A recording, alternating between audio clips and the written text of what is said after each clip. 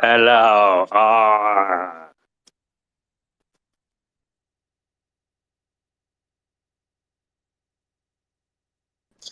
How's it going? Beautiful day, rainy. Yeah, in the train going back to Bangalore, met my childhood friends in our school uh, Oh, wow. alumni meet, um, and my voice is like, I don't know, my throat is paining. I screamed a lot, and then mm, mhm. Lemon juice and honey. Oh, thank you, Web3. You are such a savior. And if you're into pain, Tabasco sauce and some chili peppers. Yeah. Yeah, get the green chilies. What habaneros? No, these are like I had Hakka food. It's Indian Chinese food the other day, and they put a lot of green chilies in their food, and these chilies are fucking hot, dude. High scale, get your attention, break a sweat. Well, it's like you know how different. Like I eat a lot of pepper. Like we're West Indian, so it's like Hmm. it's in everything. Yeah, I, Um, I'm the same way. yeah. So there's like if you like pepper, there's a lot of different like types of pepper. So Hmm. like certain types of heat I can have a lot of, but things like small green chilies, really bright green chilies Hmm. that they serve with Indian food is Get your no. attention. It's delicious. Well, we had pakoras. That's my Ali's favorite.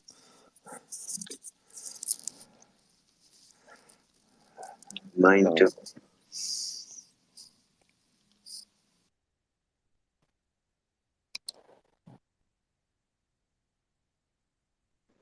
Indian food is very spicy, so Yeah, I worked for uh, a gentleman that was he was head of the R&D, and I worked with him, and he was Indian. He invited me to dinner, and he didn't cook. He didn't serve me their food. They had cooked milder, and I looked at him and I said, "Why are you doing that?" He says, "Well, most people don't like, And I go, "Hey, I'm at your house. I eat what you eat." And when I got through, I told him I broke a sweat. I said, "This was the best hot meal." But there's something that's white that he brought out. What is that called? the raita, Yeah, the you take yogurt with that, salad. yeah, and Oh it's like God, it kills it, and then you start all yeah, over again. yeah. So so you probably had the rice with the biryani, Yeah, and the raita is like cuts the heat. You're right. It's yogurt, onion, uh, fucking black salt. yeah, Um, and you eat it, and it's like it kills like the burn, and mhm. then you start eating it again, and it's like you get the burn again. I said, y'all cheat. Now I know how y'all eat. Y'all cheat. Like I used to know someone that because like at least with the Indian people I knew, they used to have about it was kind of like a small Thanksgiving every day because you had like 8 dishes that would be out. So you'd have rice, dal, you'd have spinach, bhaji, and you'd have like 3 different types of curries, right? And I knew someone that would like curate every single bite. So he ate with like a spoon and a fork, right? And the fork was used to kind of curate the art gallery of this spoon, right? All right, so I get a little rice here, and I get a little dal here. You know what I mean? Right? Sculpting, Every yeah, single one, every single bite. Yeah, yeah, yeah. yeah. But the right that was would be there, just like at the top, because now you can decide. Okay, so when do you want to feel the raita on your mouth? You want it on your tongue? Do you want it on the roof of your mouth? Yeah.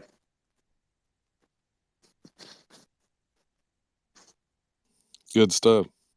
White, cis, gender, male. He likes Indian food. Cis, gender, male. I fully accept the honor. That's right. Thank you. Thank you. I was saying that for Casey actually. I Okay. don't Cis hot look, gender male. We look. got a white cis hot gender He's male. he's from New Hampshire, but you're from like a different place. So you're like a different. You're not a white cisgender male. Does that make sense? Like in the Yes, same way yes. you do.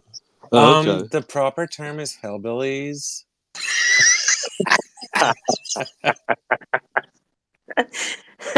Right? So he kind of gets a I'm pass. the low side because we're not on the real high hills. We're on the lower We hills. don't Yeah, associate with Okay. rednecks. Ew, yeah, rednecks. Yuck. yeah. Look, your Dr. Carey is fucking spot on, and I know you're doing it, you asshole. None of what you're thinking it. Don't put those characters in my mouth. I That's what she said. burp.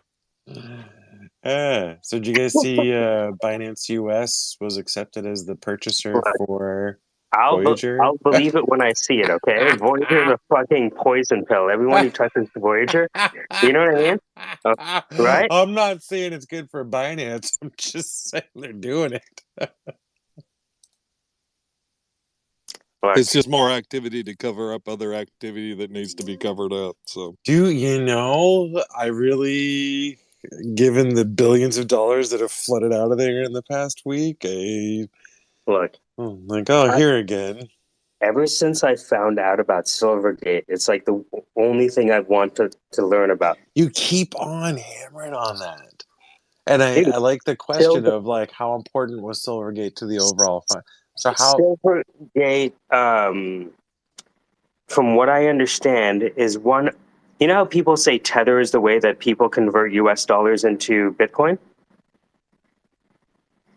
yeah, What if Tether played just as large of a role in this ecosystem? What if Silvergate Exchange Network, the fastest way to move dollars into crypto, from what I understand, was just as potentially contagious, contagion inducing as Tether? all right. So if we've got a liquidity bubble that is being squeezed, is one analogy for that, right? The silver, so what NFTs are worthless showed me is that Silvergate is allowing, you know how Tether is primarily like, no, let me not say that. There The is a token circle jerk of wash trading and liquidity yes. among Justin Sun, fucking Tether, Binance, and it used Mhm. to be FTX too. Does that Yep. make sense? Yep. That's what I see so far. Paxos, all this shit is all part of the same wash trading So yeah, operation. it's kind of like a churn. You yeah, I'm know. not. yeah. I'm not Yeah. saying that that's not how everything works. I'm just saying that that's how this works too. Does that Well, make sense? and And the big it's difference is that it's a smaller ecosystem with less liquidity, well, so it if gets you can, squeezed. if you can convince people not to take money out of your exchange, maybe because you're the only exchange left, Hmm. then it doesn't matter what the truth is as long as people don't do a bank run. Does it make Yeah, sense? proof of proof of assets. Hey, the Proof money's of here, so it can't be confidence. too bad, right? Yeah. Proof of outlasting your competitors. Yep. Proof of the fact that you don't want to manage your private keys and don't want to get a hard wallet. Hmm.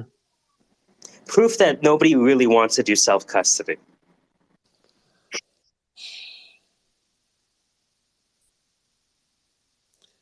So, I mean, because my first thought was like, all right, so Binance US is buying out Voyager assets. That'll be a pure bank run for the vast majority of people that are in that, which isn't necessarily a huge chunk of liquidity, but when you're in a liquidity crunch to begin with, that makes it pretty nasty. And we've been talking about Binance overexposure to collateralizing its own token, a la FTX. Its own token, which represents 30% of its balance sheet. Yeah, yeah, Its own and token that represents 30%. Bitcoin is 10% of its balance sheet it was 30% plus another 20% of for the BUSD. BUSD. Yeah, Yep. exactly.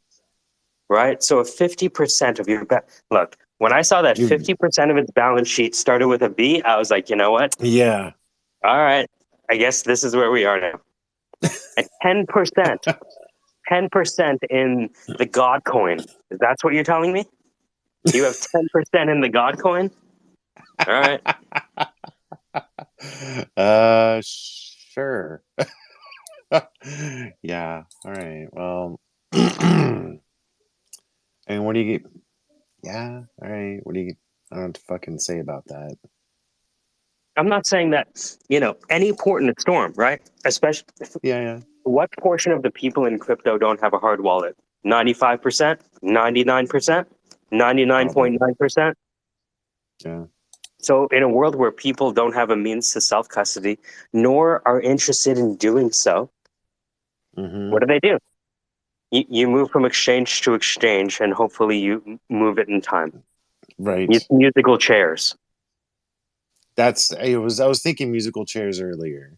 That seems like a pretty good analogy. No, I said it, and I thought about it first. All credit to you, sir. All credit to you. I dreamed it last night. Come on. So, I'm so sorry for stepping on Look, toes here. I was a I'm an part idiot. of the beta project when they were just using stools. Okay, it wasn't even chairs. I suggested chairs because stools were too high and people were falling and breaking their knees. Okay, That's worth at least 10%, I think. they got all of their ideas from me. World revolves around me. I want you to know that.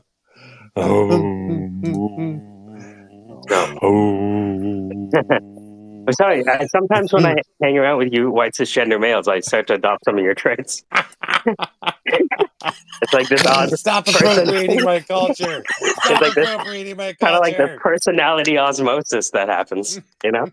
I just start feeling myself. Be like, yes, I know what I'm doing. They'll believe me. Oh my gosh. Hey, Yeah. when I'm working through picture filters to get like the little movements and all the extra little stuff on pictures to move around. So I don't know what you're talking about. So you can take You forget that you have about a gajillion projects at the same time, and you execute every one. I'm sorry, dude. I'm working. I'm trying, man. This is not a criticism. Yeah, You're yeah. one of those people who talk about doing a lot of stuff, and then when you check back in, yeah, I did that. Most people were like, yeah, guy, you know what happened, dog? Well, let me tell you, yo. So I was going to my computer, and then I made a coffee, and then I had a sandwich, and it's like, this weed is really good, man. I thought you really cared about this. And he peels off things that he wants and sends these real strange acronyms and said, I'd like to be able to overlay this with Zello. Dude, and I'm so sorry. So I've been on a track of looking at the APIs, and I'll be able to tell you what you'll be able to do. So really, give me a few more days, and I'll digest. Okay, let me. Can you pitch us the project in the commercial voice, though, in the sexy commercial voice? Wait, I can do it. Hold on. Okay. Would you like to know what CRA products are available and where they're available? Are you sick to death of people telling you make too much money to have that product? We've got a solution for you. Introducing the CRA Finder. We'll match up the properties on the market with the proper CRA areas so you won't have income limitations. Check it out. Can you, I don't know what CRA means. Can you do it again if I don't understand what CRA means? Yeah. Are you looking for low and moderate income loan solutions, but keep on being told you make too much money? Did you know that in low and moderate income areas, there are no income limits? Hard to find the properties that are in those areas, isn't it? We've taken the API from the FFIEC geocode and the Fannie Mae AMI and overlaid that on top of Zillow, so you can see exactly which properties you can buy with the cheapest loans. Hey, like that. Imagine Uber Eats, but for properties and poor people. Is that what it is? Dude, so there's all these little tracts of land all throughout the U.S. and these two websites break up these tracts of lands. And it's just a little area and they're all random shapes. Look, And my it favorite says, shit is rephrasing people's pitches with my current level of privilege, right? And my because I have a different Overton window for racist statements than you guys. "Oh my god." So I can say all the things like you have to say all those words. Be like, property is for poor people. You want a loan, but you really shouldn't get one because obviously you shouldn't. Look at never. You know what? Oh, Look, you want what you want. Fuck it. Here is a geo fence that shows you where you should drive. Stop driving yeah. around and looking at fucking houses that you'll never get. Come Yeah. to the ghetto and Now we're live in a talking. bungalow. Now we're talking. Welcome to the BlackRock fourth industrial property revolution. You want to get a big house, start with a small one. Prove you can own a small, shitty house first. That's how everyone in real estate starts. Yeah. Bring it. You need to keep going. This is music to me. Are you poor and want property? Look, it's probably not a good idea, but look, I understand everyone wants a home. I grew up in a fucking basement. All I ever wanted was to live on the main floor. And so if you want to live on the main floor, you're going to have to live in the ghetto. And we'll find the ghettos that have the least amount of probability of you getting shot. Because in addition to the geofence from Zillow, we're going to use the API from the police station. And we're going to overlay that. Yeah. Dude. So that was the other thing, is tying in fucking electrical lines to show people where they can buy a house that's not underneath the Look, fucking power if you're station. going to show people where to get cheap houses, you need to tell them how much crime has happened on that block. I And mean, if you you don't. did both It's of not. You're those, not legally obligated to tell them. That's technically on the. I think the sales would go up.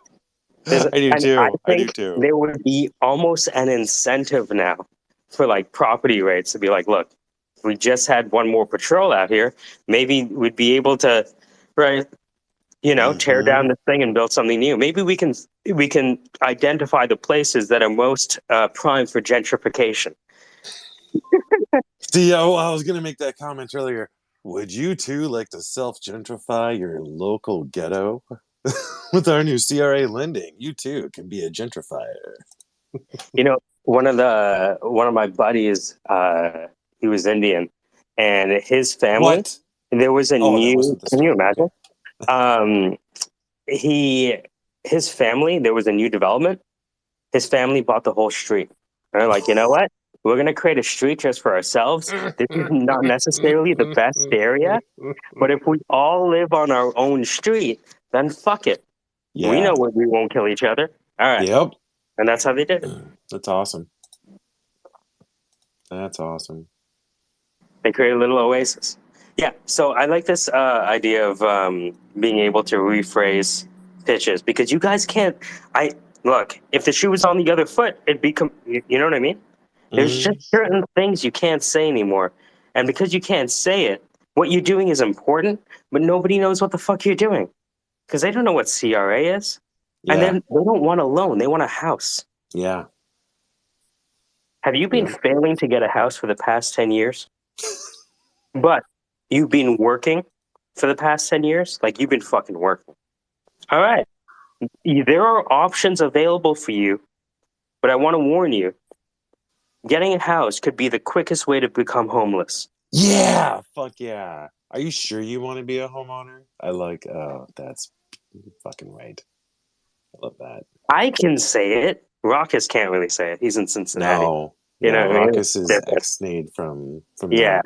He's gone His through the voice eyes is wide too shut. his voice Yeah. is too white and his skin is too dark for Yeah. him to be allowed. He might be black, but he comes from privilege, you know? Yeah, the voice And says, yeah.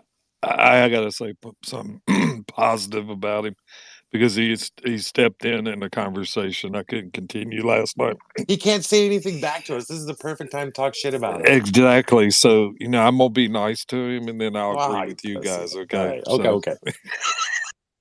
Hey, what's going on, man? We're just starting our week off with a bit of weekly racism. What's going on? Hey, what's happening, guys? I was just listening to the great ad Casey did for the Land app, man. I want one. Where can I get it? There you go. Working on it now, Validation. buddy. Hey, actually, Web3, I got to tell you, man, that idea right there is 100% sellable to the banks and credit unions. Like, if we develop this, if you're for real on that, I will market that. Well, I'm looking at the detail and seeing what's involved to be able to get access to the data sets that you're looking at, and some of it has APIs, but I've not looked at the There's details. we should talk offline because Yeah. I don't there's only a little bit of the information that's actually needed. You don't have to go through everything. Yeah. Okay. All right, we'll talk Keep in later. mind, like when Web3 and Manish get together, they do shit quick too. I mean, dude, if you want to do a Zoom call or something and go through Dude, the deets on this, we let's can do pack it that. away. Yeah. I can do that. What do you Won't be think, able to Manish? do it. It would send me, no rush. Send me Yeah. send me a Yeah. message when you got time, and But- I'll Yeah, make time. it'll probably be tomorrow. Oh, Be a good shit. time. Okay. Yeah. So it's a hypothetical hackathon. And the hackathon is, can you identify the best areas to have people who are hardworking buy a house within their meager budget? That's the hackathon. Sure, that works. Yeah, that I'm gonna- works. I wonder if I could ask ChatGPT to write this code. You know, I went through one external programmer and two internal programmers, and they both went, "Yeah, well, we can do it, but I don't really understand." Like they didn't get it, and so it never happened. But I know for sure that there's a couple title companies out there that hired programmers, did this, and they've been selling those leads to banks and Okay. credit unions for a pretty fucking penny. Quick question. So let's map these inputs. What are these inputs that you would like to go in, and what APIs have you discovered already? The inputs need to be what tracts of land are considered low and moderate income. And where is that data? That's on the geocode, GEOCODE. It'll pop up as the FFIEC geocode website. And then there's another one called the AMI. That's Fannie Mae, FNMA, Fannie Mae, AMI. And if you type in Google FNMA space AMI. Sorry, can you say that acronym again? So, Fannie Mae, FNMA. Okay, you know what? I'm getting confused because of the N's and the M's. That's why I'm getting Sorry. confused. I thought you were stuttering. Frank November, Mother Yeah, Alpha. thank you. Yeah. And F- if you put in F- FNMA and space AMI, it'll be one of the first Google searches that pops up. So there's a Okay. Fannie Mae AMI, and then there's the FFIEC geocode. Those are two separate sites. The AMI site is government. The geocode is private. Most of the products use the AMI, but some use the geocode. So they both have to be used. So I'm looking at the area median income lookup tool, Yep. right? That's right. And you type in an address, it'll zoom in on the property, or you can zoom in on the map. What I see here is I'm looking at area median income. Yep. So is what you're saying we're trying to match people's current income with the area's median income? There's another line that'll show you if the land is considered low, moderate, medium, or upper income. Where's that? Hold on. I gotta get on the site. I'm off at the second. Okay. There should be a line item to dictate. Does the What I'm going to AMI do not do that? right now for this You're mini. on the Fannie Mae site, not the FFIEC, right? I'm going to put it into the chat right now.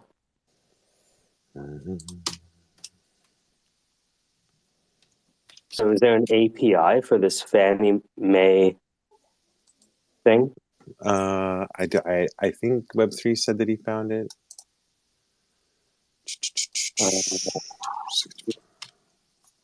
Road, API. New Hampshire. Ooh, shut up. Fannie Mae has a developer portal?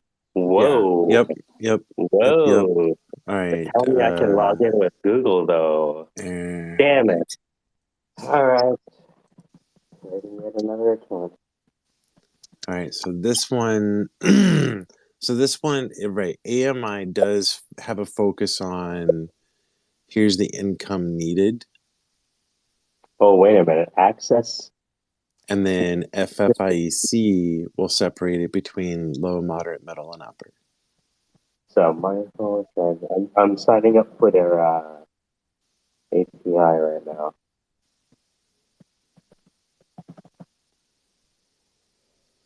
Um,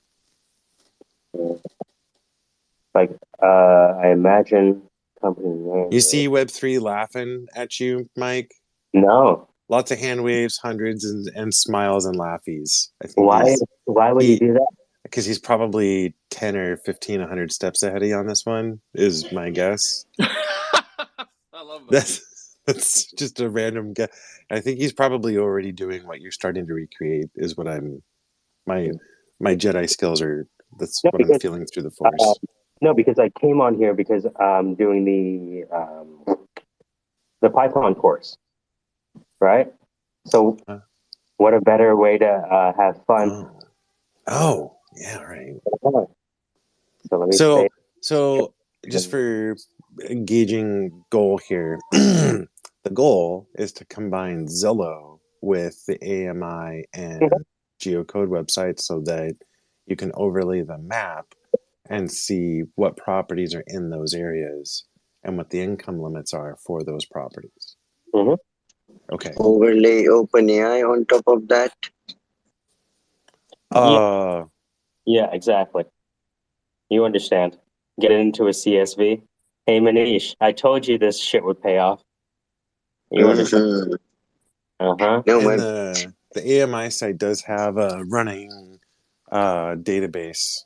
What's the code name for this application? Cheap buy. Proper poor? Proper poor. I like that. Yeah. How poor are you? Proper poor. All right, hold on.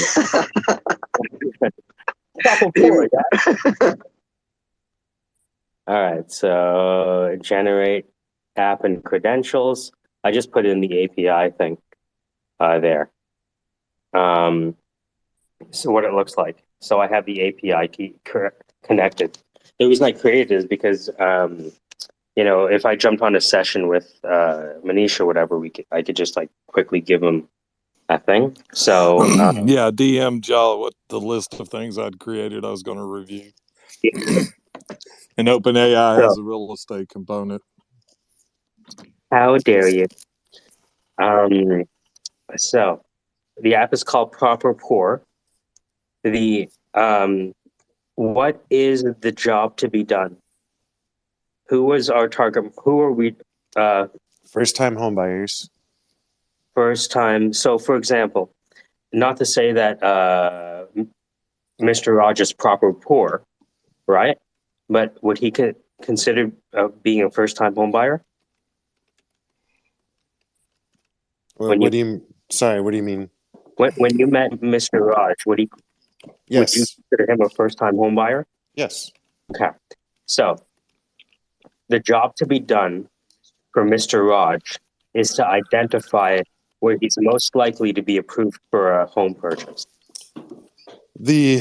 Specifically where he's most likely to get the cheapest financing for a home purchase.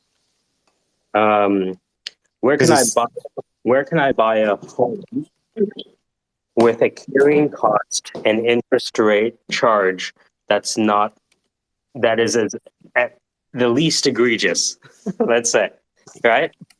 Or we're the most cost efficient. So because there's many public and maybe quasi-public private programs that for a first-time home buyer are only accessible. Yes, there's a certain service catalog available to first-time home buyers if they're willing to purchase in an area within their means. Yeah. Uh-huh. And those are all driven by those sites. So all the banks and credit unions have these specialty programs that don't get a lot of marketing So because of this. consider both sides of the table. Mr. Raj, the wife, and his kids go into the bank, right? Mm-hmm. Um, and they're like, "Here's my income," right? And the person on the other side of the table who's selling the mortgage or whatever they're doing at the bank says, "Okay, so I punched in your data. Here is where you can afford to buy a home today." That would be amazing right there. That And would they turn their fucking monitor around and say, "These are the areas," and they yeah. say, "The first thing is, fuck, really?" Yeah. Okay. So, and which is the less worse area? And maybe they go for a drive, Mm-hmm. That's right? exactly right. And Okay. especially at that point, they're taking that map and they're throwing it at their realtor and saying, find me a good house in a shitty area. If I'm going to pick my poison, help me pick it. You got it. Okay. Okay. So we understood. So those are the two sides of accelerating that transaction. One, the person identifying where they can buy. Two, the person who's loaning the money, making sure they can afford it. Spot on. Gotcha. I'm sorry, I missed the point about buying a house in a shitty area. Oh, can you give Raucus the commercial for proper pour, please? Yep. There's I'll just give them the bland. So there's low and moderate income areas that you get specialty financing in. So you can get a cheaper mortgage when you're a first time buyer if you're under 80 or 50% of that area's income, or if the area itself is determined to be low or moderate income. Whoa, that's incredible. What's that loan called? It's under a heading of products called CRA, or Community Reinvestment Act. That sounds familiar. And What does that yeah, sound? I talk about it a lot, maybe. That is great for when I see the articles and I hear millennials say I can't afford a $350,000, $400,000 home. I think that not all, but some feel like they should walk into those homes. And I'm Would like, this be considered a woke product? Sorry. Go on. don't. Why are you doing work? I want to tie into this episode. Yes, I do. I think it is really Okay, serious. so we go. Continue. No, but I think it's really, I think moving out of my parents' home, I didn't move in their neighborhood. I moved to the city where I could afford to live on my income. Do you know what I mean? Like, I don't agree with being able to feel entitled to a $300,000-$400,000 mortgage. Like when you see the articles, the median home in America is $300,000, and it's like, I can't afford that. It's like, well, you're not going to working at Chick-fil-A, right? So it sounds like this program is. Chick-fil-A is an institution.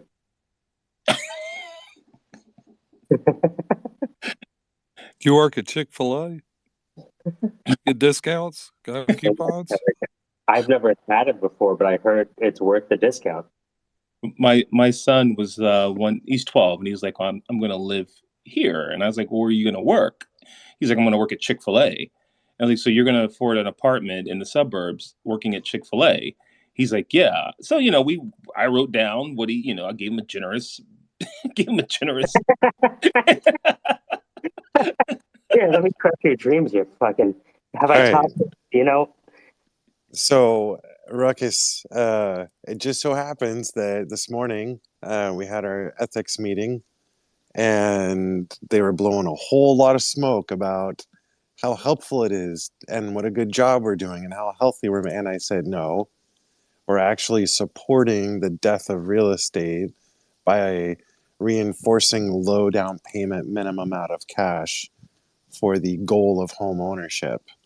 We're in the category of sales here, justifying why we can sell a product. We're not actually doing good. If we were, we'd be saying, no, you can't buy a house until you have more money saved. No, you can't buy a house until you fix this, would be the healthier.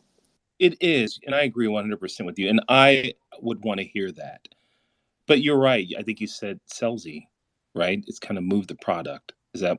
It's all a big fucking sales pitch, man. Yeah. We need to support the first-time home buyers with no PMI and lower down payments and more money towards closing, and and we need to accommodate for lower credit scores and bad rental histories and higher debt ratios because they've got reasons. And I'm like, no, it doesn't matter what the reasons are.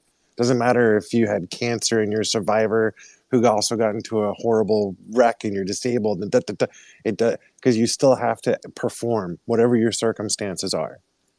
And so you got to stop like throwing like, I deserve. So I feel what you're talking about. That entitlement is Yeah. fucking poison. Yeah.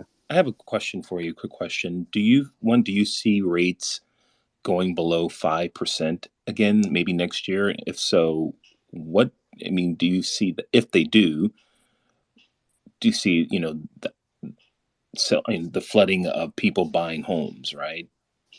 So the hope in the industry, and it's so weird because last month and a half ago, roughly, we started hearing like, oh, next year is going to be a great refi boom. All the rates are really going to drop next year. I'm like, how the fuck are you going to say rates are going to drop next? Maybe they will. I don't know. That's the kind of the rumor mill right now is like, oh, expect a big rate drop. And the idea is that all the people buying houses now will be taking a refi later because it'll make their payment lower and everybody will make commission. And in my humble opinion, banking on refinancing to make your situation square is insanity. So like, yeah, I hear that too, and I don't agree with it, I guess is my answer. Especially when it could not, if it happens, it probably wouldn't last, right? Like rates could jump back up, right? There's only going to be so many people to refi, and there's a lot of hungry loan officers that know how to bang out a lot of loans. So that pool might last a season, might get a one season refi boom out of that, maybe. Will you get a continual, this is the norm after 7-10 years of rates dropping. We just refi for our fucking lives. No, it'll be limited. Eventually, it'll be people really getting fucking aggressive for those refis because there's not a lot of people left. Everyone's like, yeah, I got the low rate. I'm good. So it's limited pool of people. Where do you see? I've also read that the people who bought high or in the last 2 or 3 years are underwater. Yeah, they will owe more than their property is worth. So should life events happen that require them to sell, it will cost them money to get rid of their debt. But that's not a problem right now. That's not ticking up. Well,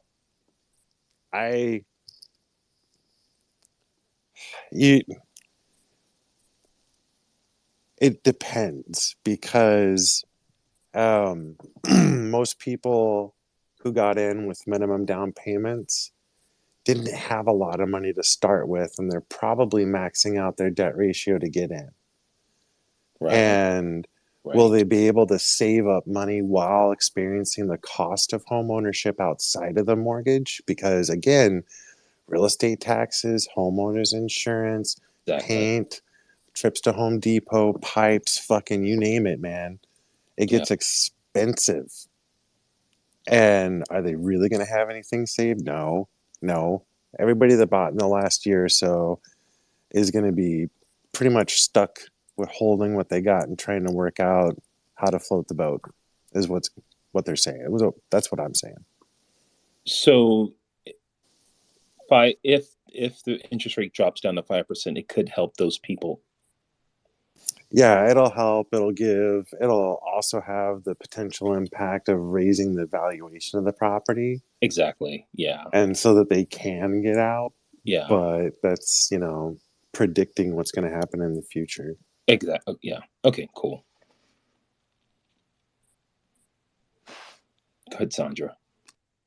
Well, on the bright side, I read that on average it takes at least 2 or 3 years, up to 4 years, to actually fully foreclose on a house by a bank. So, they they waited out long enough that way. Maybe the good times will roll when President Trump regains the throne.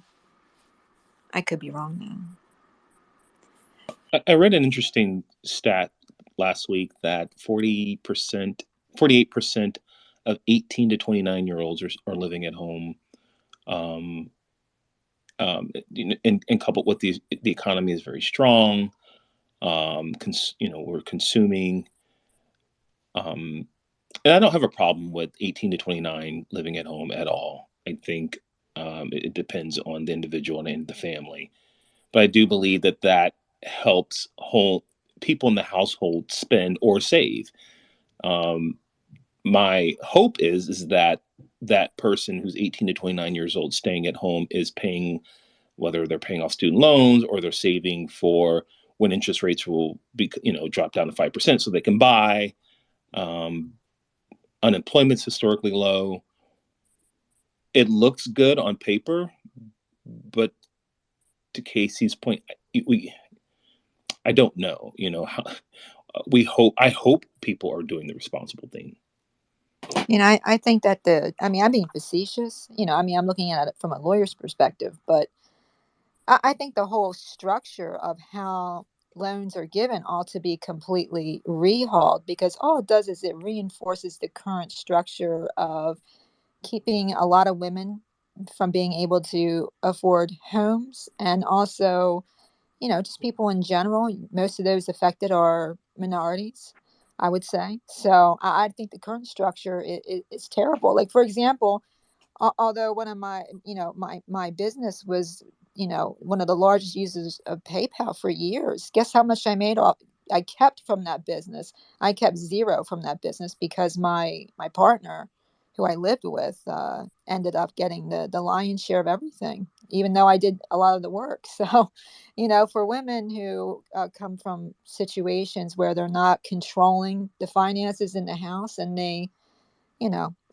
they've allowed other things to happen to them. I think we need to get back to brass tacks of you know looking at the person, and what the value is of the person now that they're out on their own. And that might take more work, that might take a little innovation. I'm sure there's you know people out there that do keep that in mind, but I'd like to see the whole system overhauled, both the FICO scoring, because I bet you if I dig into that, it's racist at the very minimum. So yeah. But you guys know how I feel about that stuff. I think it's just the same shit, different day. It really is. There's a lot that you just said that I do not disagree with. Starting with the credit, I think the concept of a proprietary equation known as the Fair-Isaac model, and the other two models that TransUnion and Equifax use, that's a load of shit. Like, oh, we don't want people to game the system. Like, well, you're going to judge them based on their activities. You should probably tell them what you think they should be doing, So I really disagree with that. And I do think the credit system needs to be overhauled. And beyond any disparity in treatment in terms of giving loans to people or how they're priced, I think that is a issue, and underneath that is the lack of awareness to the risk people are actually taking on.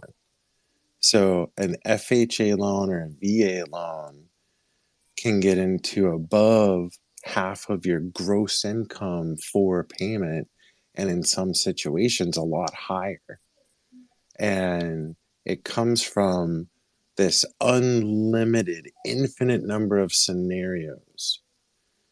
They're trying to place guidelines to say, in general, this. Okay, well, I don't fit the general. What do I do if I'm got this type of income? Well, then we'll eventually, over time, make a product that accounts for that using these guidelines. But that's generations. And so you end up with all these like blanket solutions to multiple scenarios where the consumer has to bounce around until they fall into the right hole. And honestly, a lot of times they get stuffed into a different one than they probably should have belonged in. And so the revamping of how we lend, yes, but I have yet to imagine an equitable solution. But does that go back to your question that you mentioned? We were discussing about debt or understanding debt. Like in terms of like the take, actual take on impact versus the credit impact. exactly, like taking on. Yeah, Yeah, right. yeah, yeah. I just love how we get preachy about individuals, but when you look at the Wall Street banks and like I said, go read Wall Street on Parade and look at the actual FOIA uh, collections that they've done and that they have. I mean, these people literally get away with crime every year, and nothing happens to them. But the average wife beaten person who tries to get a first home loan out there, it's like, oh well, you're entitled, oh, you have cancer, oh, you're entitled too. But yet that this is the disparity of treatment is something I wish we would change, but it never will, and that's life. Okay, since it will never change, let's see if we can improve it, shall we? All right. So I asked ChatGPT to create me the code to access the Fannie Mae Area Median Income API, and it generated the code Oh, compatible with a Google Colab notebook. So I'm just taking my time and walking away from the computer. Just another reinforcement for any hackathon in the future, if you're listening. Why don't you just ask ChatGPT to write you the code?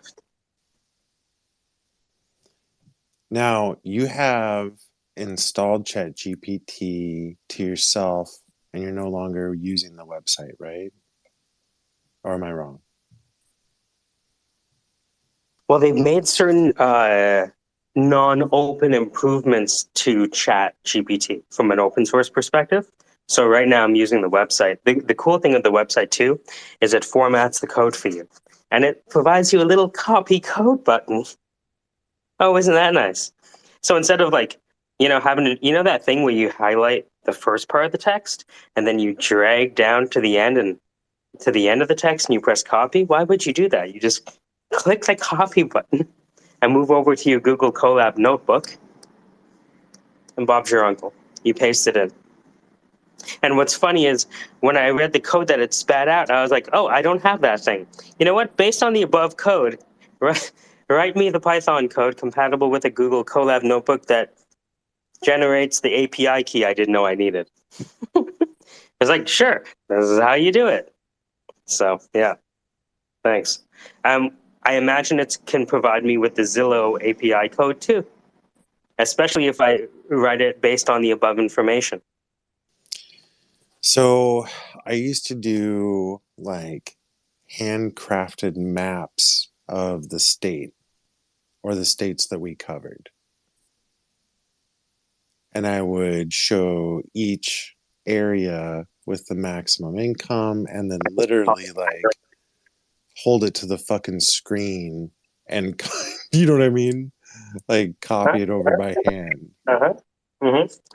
Yeah, what Zach would call this, the one criticism that Zach had about the Wardley mapping process is that he said that some of the things that we put on the same plane, the XY plane, should actually be different filter views on top rather than mapped as the same equal.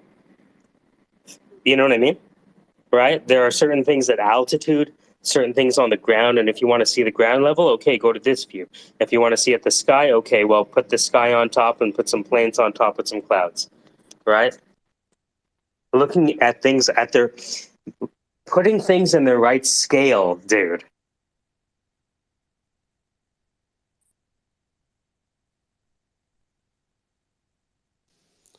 So, I mean, you look at the filters that Zillow has, and you can filter by property type, you can filter by price tag, rooms, square foot, whatever. Being able to effectively add a filter that allows you to say, Getting you close. know, We're best. actually getting close. There was an improvement made to ChatGPT that I think allowed it within certain parameters to connect to certain parts of the internet. I noticed that disclaimer pop up. Okay. And so it may have more access to this stuff that we Oh. off. You understand? Oh. Okay. So it gave me the way to create the access token. So let me go back to the top, create some code. Why don't we put a title? Are you poor? Well, you've come to the right place. And I can say that because I grew up in the poorest part of Toronto, a part of Toronto that most people wouldn't be fucking caught dead filling up their gas tank. So I have the privilege to speak the way I'm speaking. Gotcha. Anyways, let me paste this client ID in. What is client ID? I don't know. They just told me to do it. What's a client secret? I don't know. All right. So credentials, bang. Let's put a little divider because I'm dumb. Like you have a Gmail address that identifies you as a person. Client ID and client secret identifies a system that is calling a service. We can connect to the server for this app or website. First of all, by the way, the code worked. Okay. Wow. Right? Request failed with 403. We cannot connect to the server for this app or website at this time. There might be too much traffic or a configuration error.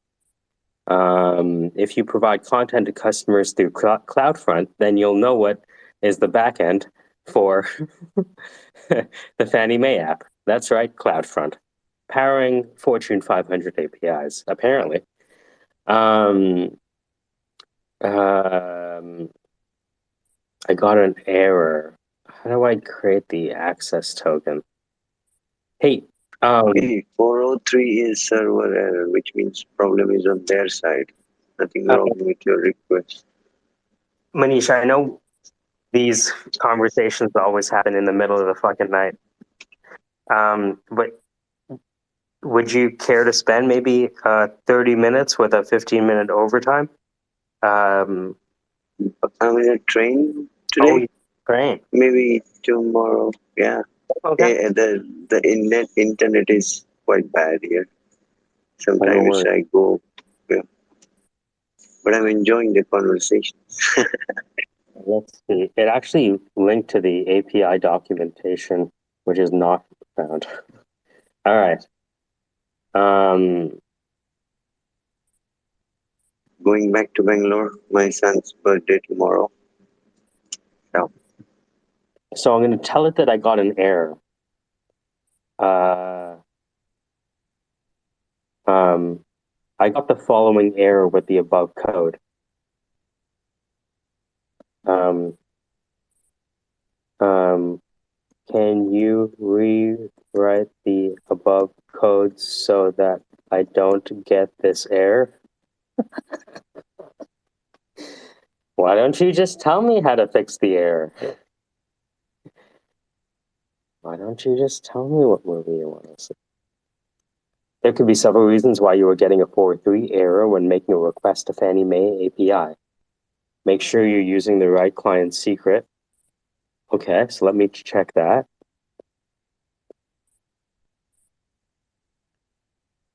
Uh-huh. Mm-hmm. Mm-hmm.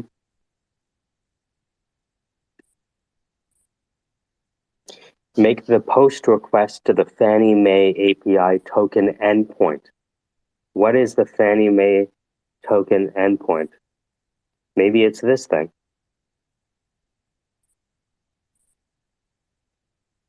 All right. Fannie endpoint. So I don't know what an endpoint. Would it be an address? A property address or a land tract? No. Endpoint is API location where you post the request. Like /transcript /upload from assembly here. So what is? Let me verify that this endpoint is correct. No, it isn't.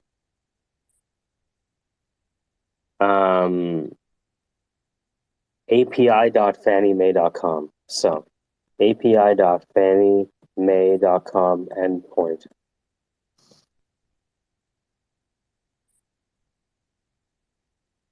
How do I find what that is?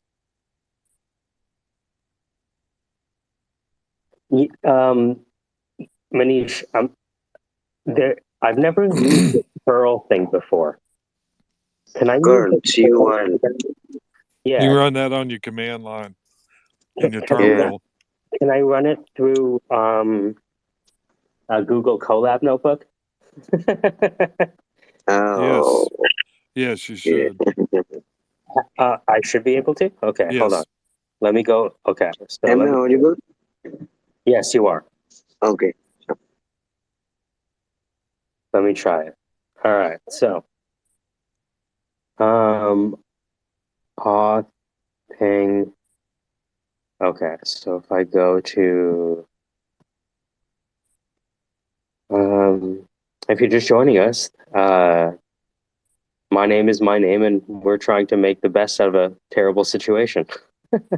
Client ID. How the fuck do I? What do I post?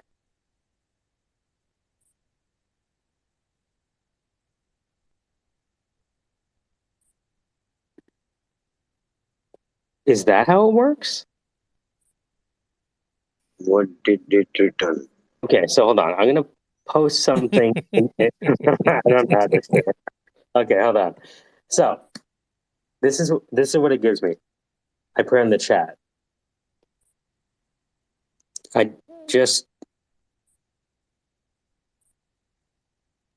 don't know where or how to paste my client ID and client secret. I see client ID.client secret, but I'm not sure if that's where I change it.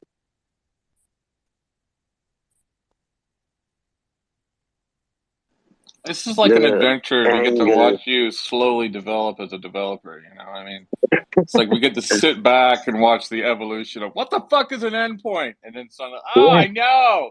That's great. Yeah. Welcome to learning how to code with your face. It's like digging for gold with your elbow.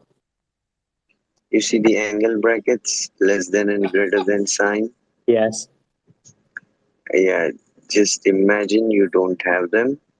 And Yeah. instead of client ID, put the client ID and keep the colon. And instead of client secret, put the client secret. Welcome to the North American economy, everyone. That's right, the North American economy. How does it work? Well, it's an Indian guy telling a white guy what to do with his computer. It's like when Ramanujan went to fucking England. We're like, that's not the way math works. Here's the way math works. Oh, thanks, Ramanujan. Sorry. All right. So No, the hyphen H is a header. Remember you put headers in your Google Colab? That hyphen H is your header. one sec. Okay. So I tried to run the curl in a Google Python, the Colab notebook, but it didn't work. No, command line, as Web3 said. Open your command line. I want to make it compatible with a Colab notebook. Oh, okay. Can you simply run it to ChatGPT and say, run this command, and we will know if it has access to internet? Yeah. Ask it to tell you the Python response code for the equivalent curl command. That's an elegant way of saying it. Can you say that again? Right, the equivalent Of the code in response for the terminal curl command. It's Don't put your using secret. yeah. It's response is one of the modules you use to do some of the post and get. What? And that curl uses post and get. So Oh, okay. So How do I use curl in a Google Colab notebook? Let me start simple. Convert curl command into thing, blah, blah, blah. The code. Okay, so curl is replaced by like an import. To do this in pure Python, we could import requests. That's what it is.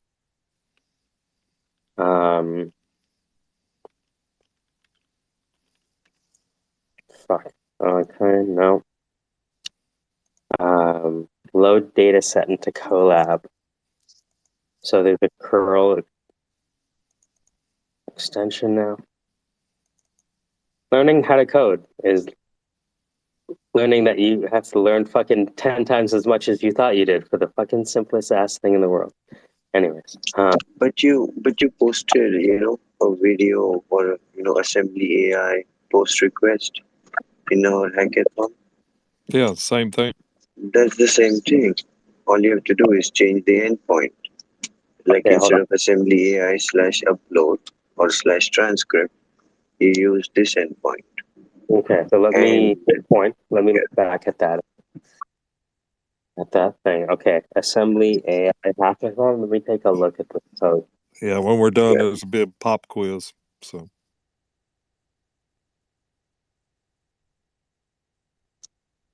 you imported a request there, and thereafter you started posting the. Here's what I will say. I will say that now that we've gotten to this point, there's a certain point where I need to go from us talking about it to you kind of showing me some examples about it. Does that make sense?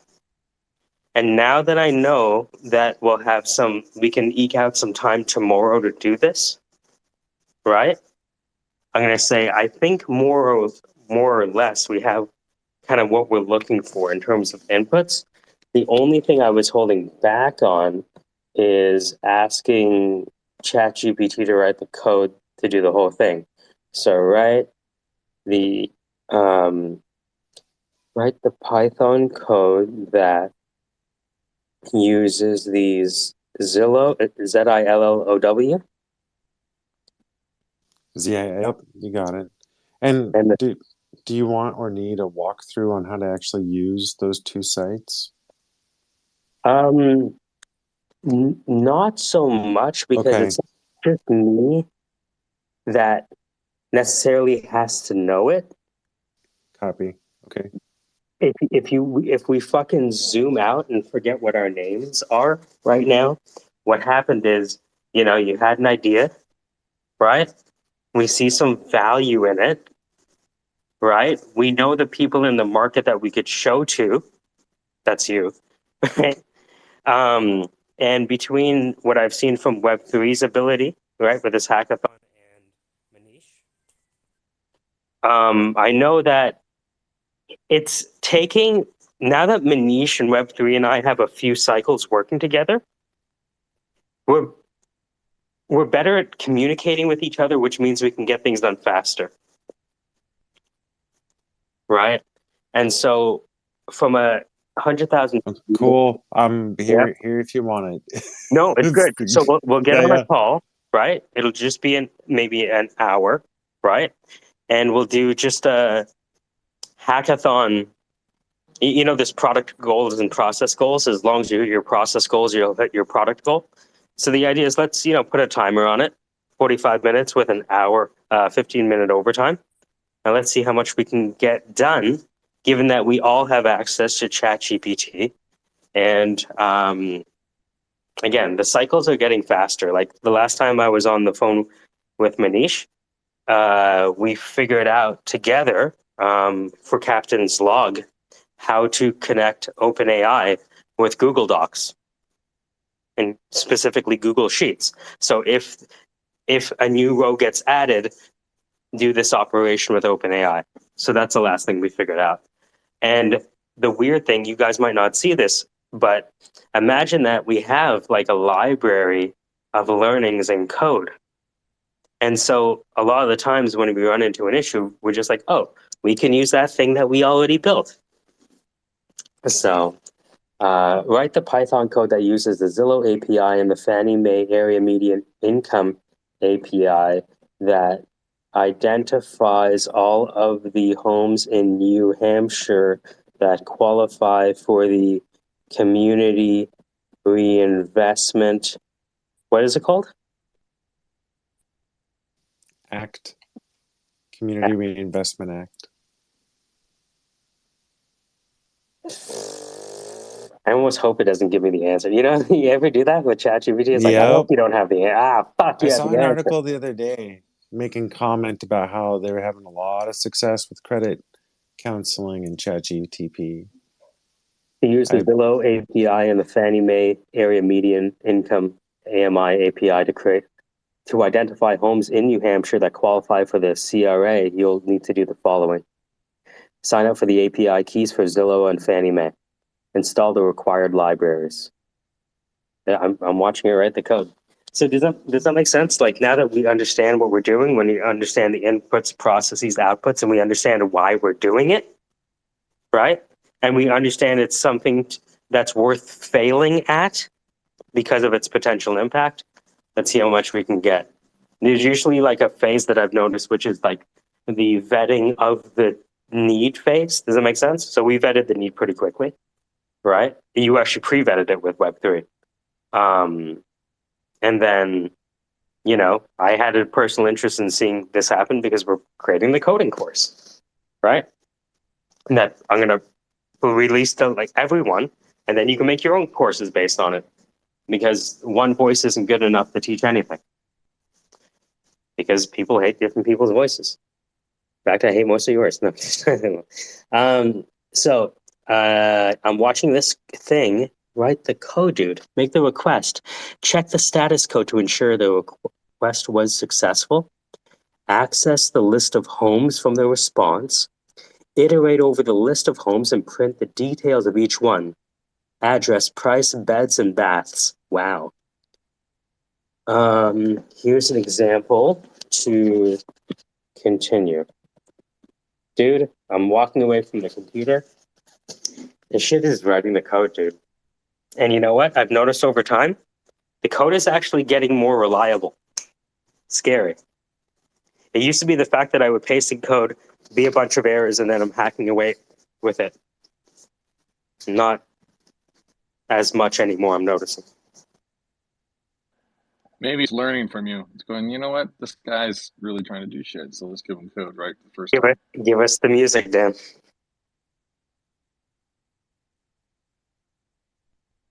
It's good stuff, man. You're accelerating and closing the loop of manifestation. It's good. That still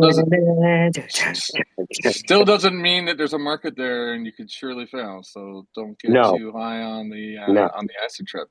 But because there's just so much more beyond the initial manifestation, right? Which we should talk about, you know, like on Captain's Log, another thing we should be thinking about teeing up a website front end for it, like, you know, an experience site for people to go and see.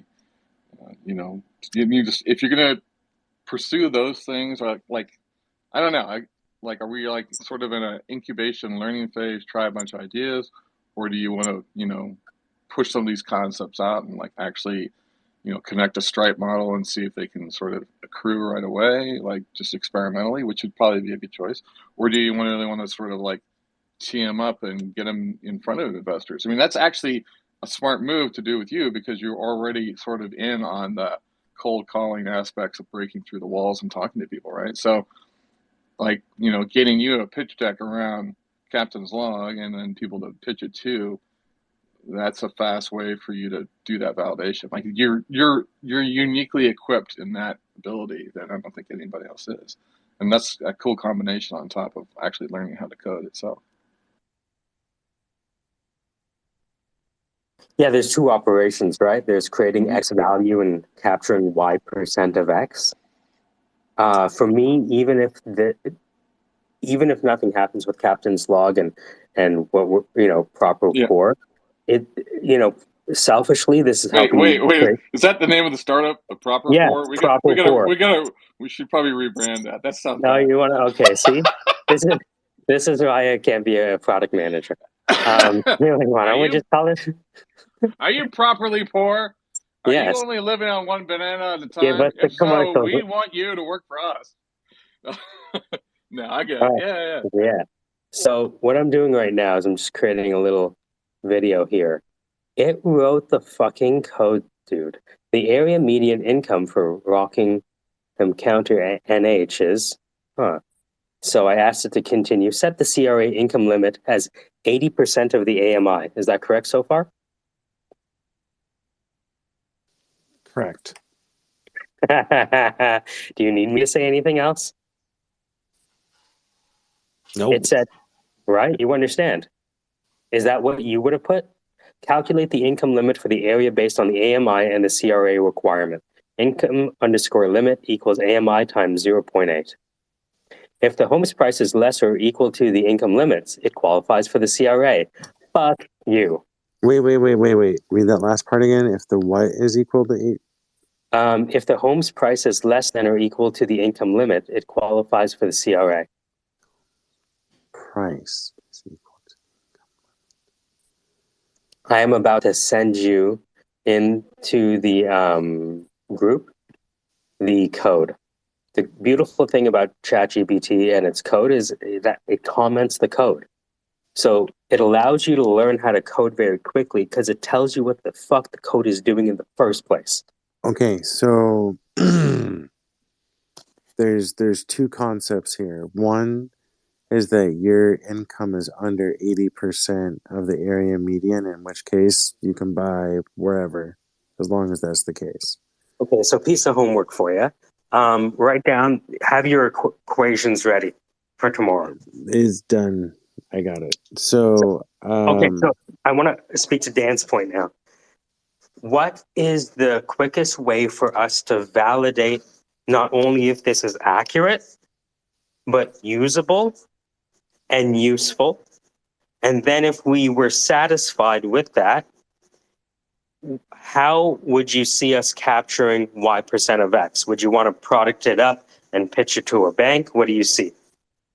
I see surveys. I would see first, fastest way to get some validation data would be some surveys. So we'd make some surveys around understanding the core problem, not telling them about the solution, talking about the problem, so that basically you get other data to validate all the wisdom that Casey has, right? All the angle and perspective that Casey. You need third-party validation on it. Can't be just from him, right? So you should think about a couple surveys. Think about the people you can target with those surveys. You could use things like Ask Your Target Market and some other tools to actually survey the population. Like, those are tools that basically will let you get access to customers and profiles and different professional, people types that you need to talk to. Like, you don't necessarily need an in with an XYZ group of people. You can go to a place that goes and finds those people for you. But some third party survey validation would help initially to sort of start to beef up the evidence side of the deck. And like, we recognize the problem. Here's this, it leads to Y, blah, blah, blah. You got to put Casey's sort of methodology and framework around that as to why proper pour should exist as a product and how it helps people. And then I would get into the representation of it. I'd get a website going. I would get a pitch deck going, and just you need to have a place to go so people can check you out. You know what I mean? At that point, you're ready for the game of running both tracks, right? Which is the momentum track and prototype track, which you're doing already, which is building it, getting it, and sort of getting it in motion. But then you're also doing the hype track of this is what we're doing, this is how we're changing things, this is how we're using AI. VCs are running all over the place looking for people who are doing AI plays. So, I think you need to start sort of playing that game. Now, the cool thing is once you have those things teed up, there's a lot of other tools. There's a whole other ecosystem of tools out there that let you help you get that reach out further, so that you can, there's all kinds of lists of the VCs that look for these kinds of plays. Plus, there's a lot of interesting parts to it, right? It has a lot of you're disrupting a lot of older systems that haven't really changed much. Like if you look at those sites, they're ancient, right? But they have a lot of great data, and you need to make sure you have your data relationships set up so you can use that data and run with it and not run into some, something. You sort of want to. I want to forecast as many hammers that come down on the company. Like, is there an API hammer that comes down on us? Like, where are the hammers that kind of come down and affect the business? Where does the business fail? We have to be the first people in the room to look at the concept and rip it apart and be brutal, really honest to it. So we get out of the space of like, it's going to be great, right? No, be realistic with it, because that's the opinions that are going to come at us, right? So the more we're on the front of that fucking game, the more we have our answers done, the more we can sort of communicate with the confidence on how it's going to change things. Now, after that, then if you get serious inquiries, that gets even more complicated, because now we're getting into like, well, is Casey leaving his job? Like, what's the plan? You know what I mean? Now we're getting into like, well, wait a minute, I was just starting. Like, are you starting, or are you starting farting? You know what I mean? And I think you're doing more startup farting, which is, you're kind of playing with the tech. It's helping the course, and at the same time, it has like a dual purpose, right? You're doing practical, real projects at the same time. You're building a course, and you're learning and coding at the same time. But then committing to the startup is harder. Most VCs aren't going to put anything money that's a flip. They're going to want a team behind it. So it's it actually, like, if we think about this, in the coming year, you will probably keep doing these projects, right? This is what this group kind of does, right? So maybe you need to actually take it 2 steps further and back out and say we're more of a syndicate incubator of concepts, of which we actually are like, set up as a nonprofit or something, where you actually can help people with their concepts. That alone you can use as a narrative to get funding for, because you're helping folks. And then that way you're not necessarily attached to all the projects that you kind of create. Like you're basically flipping IP. You're generating ideas and IP that solve real problems. There are people interested in that, but to say that we'd all like start this startup and be that startup is a stretch.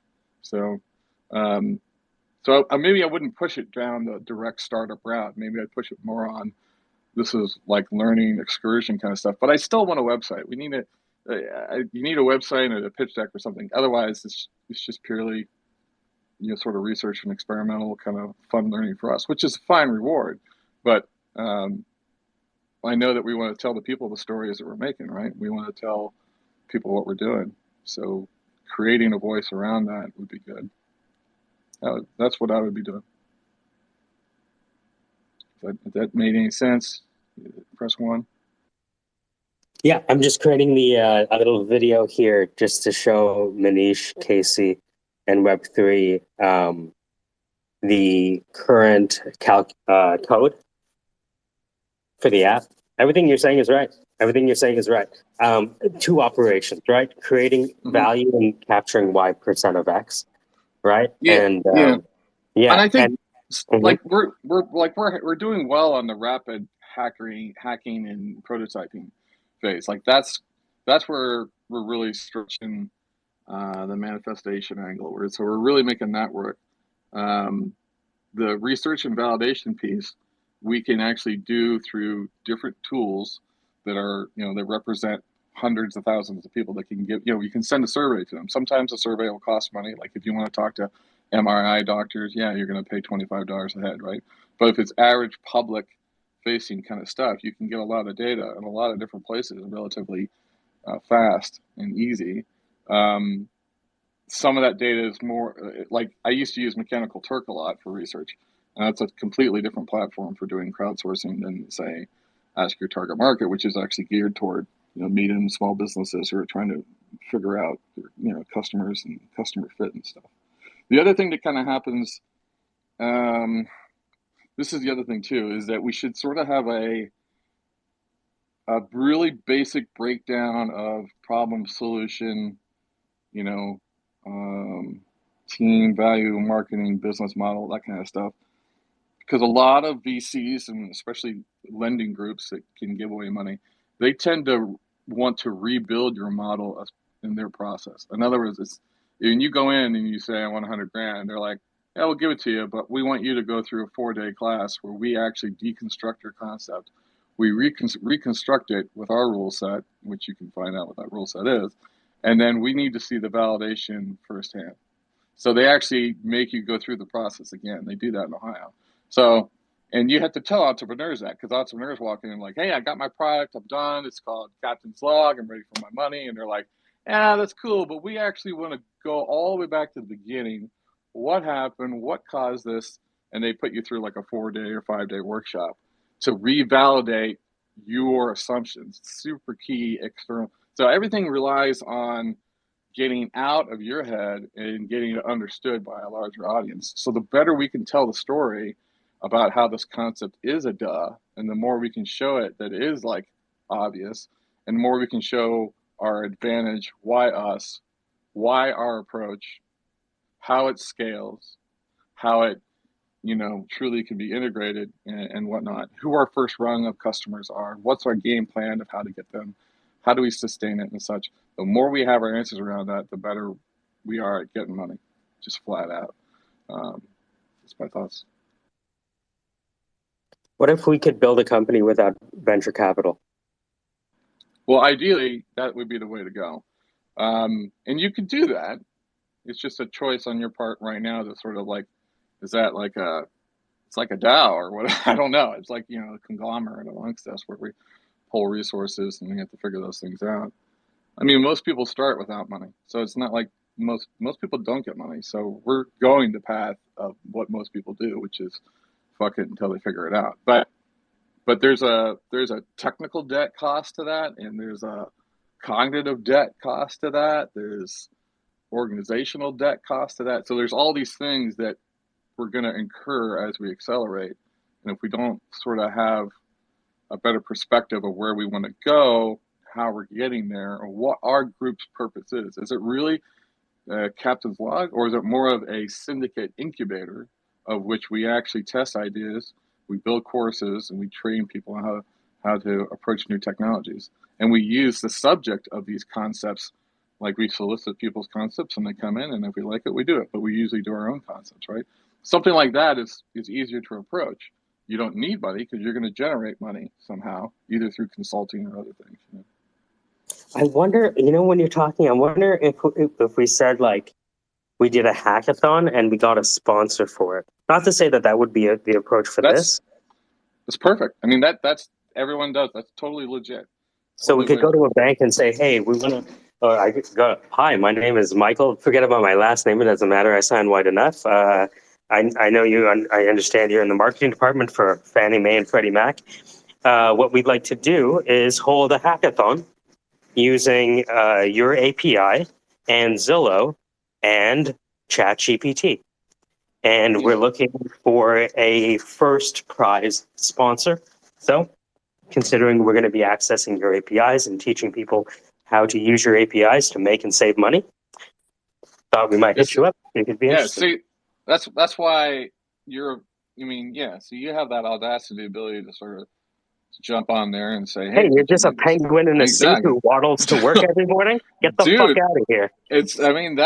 That's a huge part of this business, man, is the forecast, especially if you've researched the target. Like if you dug more into Fannie Mae and knew that they had measures where they actually had to show results to the public, and they don't have any results they don't have anything new and sexy, then you're walking into the room and offering them something, especially if you got the school lined up, or you know what I mean? Like you got a lot of the parameters kind of lined up. You can present that, and that could definitely work, especially in things like Fannie Mae is kind of a public, probably the more public government sort of outside influence, the more obligation those orgs have to produce something.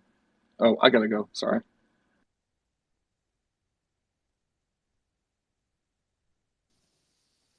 I'm just gonna start talking. So if the income is under 80%, you're in, or if that area has a particular... Just, KC, it gave me the right calculation. There's another side to it as well. It doesn't matter. Where you realize don't... this is already done? It's already done. It's missing. Congratulations, Casey. It's missing. It's not It's missing missing a anything. leg. It Yeah, but is. what we're missing is 60 minutes with Manish and Web3 in the room. You haven't seen these guys work before. Okay. Yeah. So all we need is, let's get the crystal clear. If you could really just speak to the computer in your mind, right? Have the conversation. If you have the prompt works like this. You prompt me, Manish, and Web3, and together over 60 minutes, we prompt the internet for the answers, essentially. Sure.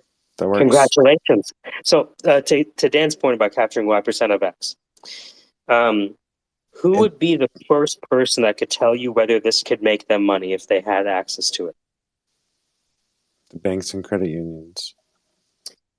Do you have a person in mind? Or first-time buyers. Mm-hmm. So, that's the two sides of the market, right? Yeah. Mm-hmm. So, what I was going to say is that also, this is not new territory. Of course not. So, of course not. What I've seen firsthand is some of the title companies would employ a programmer to do this. And what they would do is generate a list and say, these properties are in low moderate areas. Here you go. And they would then market to those areas so they could better, more efficiently market.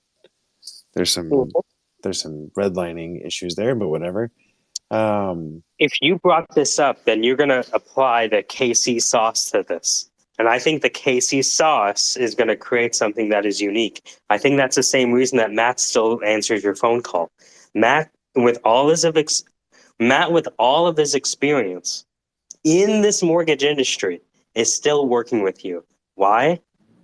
Because he's smart and he sees something. I'm betting on you, not the application, but the way that you're going to display the data. If you guys can help me bring that out to life, I'm appreciative. And I've seen the results firsthand. Fucking Mr. Raj is in a house because of you. You realize that? He's in a house because of you. He's having his first Christmas with his kids because of you. How do we generalize that?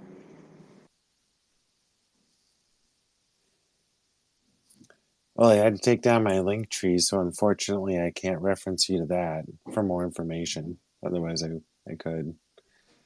I get you. I feel you. I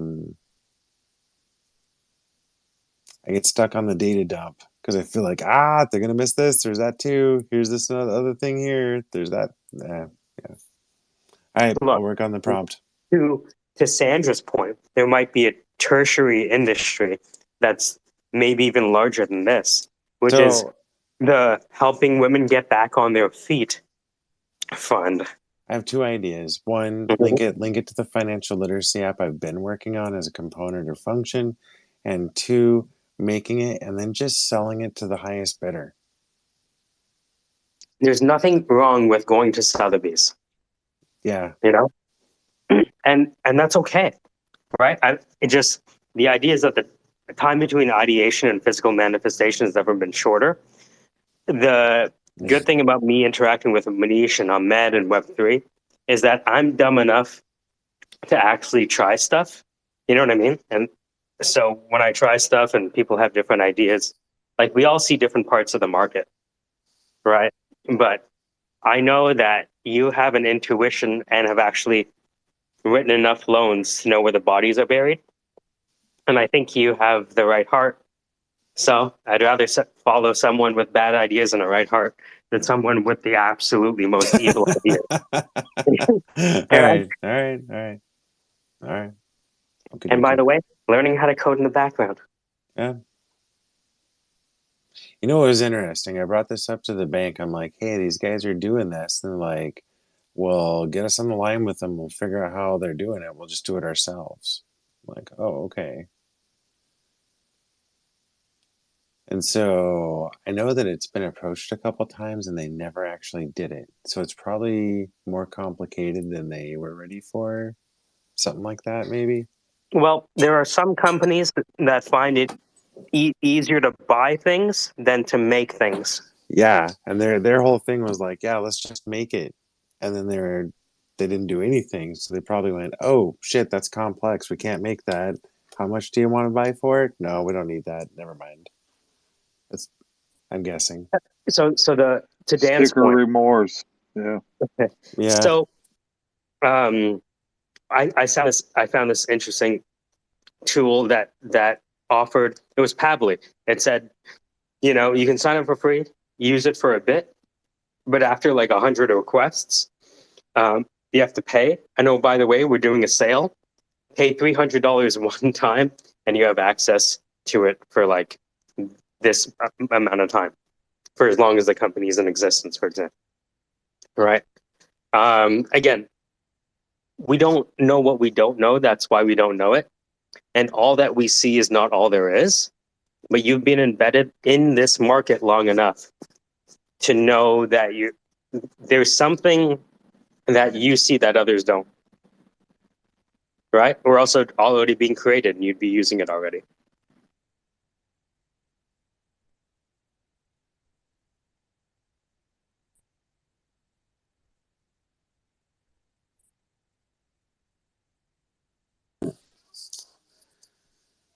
So I do want to offline talk with you about some of that, because I think I see the path for the result of the app and the mechanical path on how to get there, but I could use a third eye on that one if you got time for it. When you get time for it. I'll hang up on these motherfuckers right now. No. Time to get rugged, bitches.